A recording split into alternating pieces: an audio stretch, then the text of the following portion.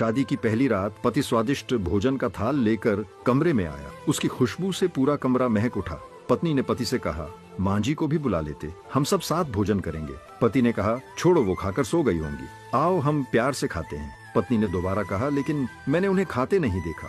पति ने कहा, वो शादी के कामों से थकी होंगी, नींद खुलने पर खा लेंगी। पत्नी ने यह सुनकर तुरंत तलाक लेने का फैसला कर लिया। तलाक के बाद दोनों ने दूसरी शादी कर ली और अपनी अपनी गृहस्थी बसा ली। समय बीता।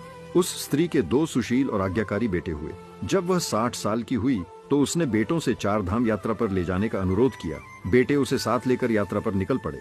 यात्रा के दौरान एक जगह रुककर भोजन परोसते समय माँ ने सामने एक भूखे गंदे वृद्ध को देखा जो उनकी ओर कातर निगाहों से देख रहा था। माँ ने बेटों से कहा, उसे नहलाओ, कपड़े धो, फिर हम साथ भोजन करेंगे। बेटों ने वृद्ध को नहलाया और कपड़े पहनाकर माँ के सामने लाए। स्त्री उसे देखकर चौंक गई। वह वृद्ध कोई और नहीं, उसका पहला पति था। स्त्री ने पूछा, तुम्हारी यह हालत कैसे हो गई?